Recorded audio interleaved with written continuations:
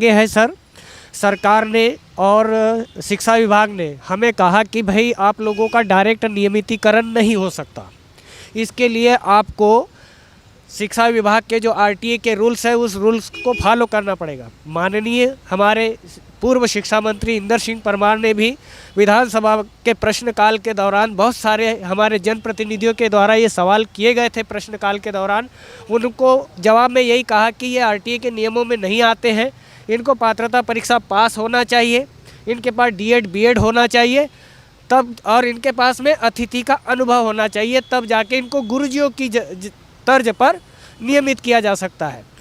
Hello नमस्कार, हमारे channel में आपका स्वागत। हम आपको बहुत ही महत्वपूर्ण जानकारी देने वाले अतिथि शिक्षकों के नियमितीकरण को लेकर। आज अतिथि शिक्षकों ने फिर डीपीआई का घेराव किया है। इसमें स्पष्ट कहा गया है कि अतिथि शिक्षक जो आरटीई एक्ट के दायरे में आते वो नियमितीकरण के योग्य हैं, क्योंकि विधानसभा में भी मुद्दा उठाया गया था अतिथि शिक्षकों के नियमितीकरण का कि अतिथि शिक्षक आरटीई एक्ट के दायरे में नहीं आते। लेकिन अतिथि शिक्षकों ने बोला है कि सरकार ने जो विधानसभा में प्रश्न पूछा गया था वो सभी योग्यता पूरा करते हैं अतिथि शिक्षक, इसलिए डीपीआई का घेराव किया है। मोहन सरकार का भी घेराव किया गया है।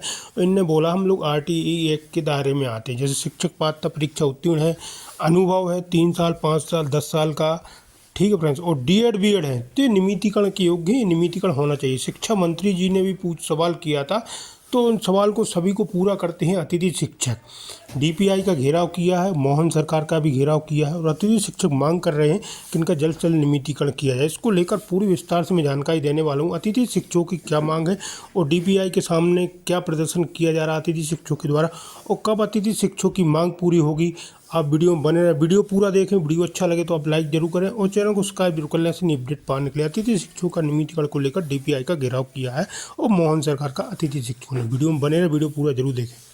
शिक्षक पात्रता परीक्षा पास कर चुके अभ्यर्थियों ने एक बार फिर मोर्चा खोल दिया है। सरकार बदल गई लेकिन इन लोगों के लिए कोई बदलाव नहीं आया। ये लोग इस चुनाव से पहले भी प्रदर्शन कर रहे थे, अभी भी प्रदर्शन कर रहे हैं। ये लोग शिक्षण संचालनालय पर आए हुए हैं डीपीआई में, भोपाल में इन लोगों का प्रदर्शन चल रहा है। इनसे ज़रा पूछते हैं हम कि इनकी क्या मांग है। क्या मांग है सर आपकी?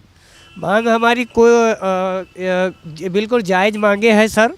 सरकार ने और शिक्षा विभाग ने हमें कहा कि भाई आप लोगों का डायरेक्ट नियमितीकरण नहीं हो सकता।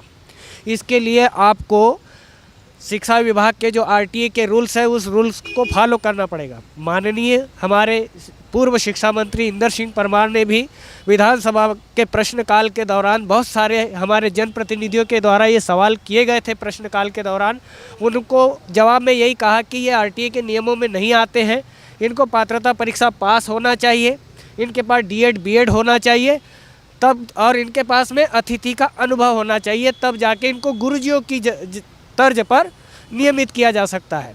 आज हम लोग कोई 2018 से सर, कोई 2022 में, कोई 2023 में पात्रता परीक्षा पास कर चुके हैं और हमारे पास में डीएड और बीएड दोनों डिग्रियां हैं, और कोई 3 वर्ष से अनुभवशील अतिथि है और कोई 15 साल 16 साल से अतिथि में कार्यरत है। चूँकि आरटीए के नियम को हम फॉलो कर रहे हैं, इसीलिए हमारी शासन और प्रशासन से यही मांग है कि जब हम सब कुछ फॉलो कर रहे हैं और गुरुजियों को जब आपने बगैर परीक्षा के नियमित कर दिया तो हमारा हक हमसे क्यों छीना जा रहा है। हमने बहुत कम पैसे में हमें मानदेय दिया जाता है, वेतन नहीं दिया जाता है। तो हम शासन से, शिक्षा विभाग से अनुरोध कर रहे हैं, निवेदन कर रहे हैं। हम कोई हड़ताल नहीं, कोई तालाबंदी नहीं, कोई घेराव नहीं, कुछ नहीं कर रहे हैं। हम निवेदन कर रहे हैं, प्रार्थना कर रहे हैं कि हम सारे रूल्स फॉलो कर रहे हैं। और इसी के तहत हमने जबलपुर हाई कोर्ट की खंडपीठ इंदौर से 108 लोग जो हमें आज इकट्ठा हुए हैं, इन 108 लोगों ने वहाँ से उस पिटीशन का हमारा ऑर्डर आ गया है और हाई कोर्ट ने आदेश किया है कि आप 1 महीने के अंदर डीपीआई के अंदर ये कागज़ जमा करें। इसी तारतम्य में हम लोग आज यहाँ ये हमारी फाइल जमा करने आए हैं। दिक्कत कहाँ पेश आ रही है? इससे पहले भी शिवराज सरकार के दौरान भी आप शिक्षा मंत्री इंदर सिंह परमार के पास में गए थे, आपको क्या भरोसा मिला था और वो क्यों पूरा नहीं हो पाए?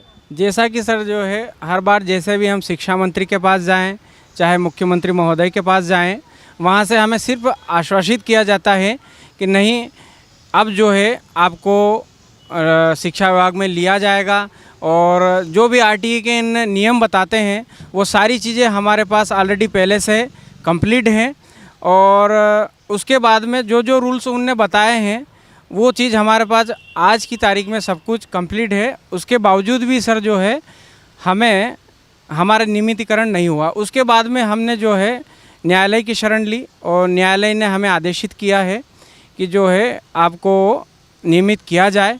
अब उसी कॉपी को लेके और हमारे संबंधित दस्तावेज़ों को लेके हम लोक शिक्षण संचालनालय में आज आए हैं और हमें कोर्ट द्वारा भी ये बताया गया और उसमें सामने जो पक्षकार पार्टी जो बनाई गई है उसे भी बताया गया कि आप 2 महीने के अंदर 60 दिवस के अंदर इसका जवाब पेश करें।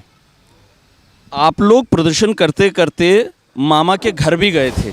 अभी 2 दिन पहले ही ये खूब शॉट आए थे जो बड़ी सुर्खियां बटोरी थी उन तस्वीरों ने। मामा को बहनें बोल रही थी, भांजियाँ बोल रही थी कि हमारी मांगों को पूरा किया जाए। शिवराज सिंह चौहान जी ने कहा है कि वो सरकार से बात करेंगे। तो क्या मांग पूरी नहीं हो रही आप लोगों की? सर मांगे तो हमेशा रखी जाती है, आश्वासन दिया जाता है, लेकिन पूरी नहीं की जाती। मांगों को सिर्फ पूरा करने का आश्वासन दिया जाता है।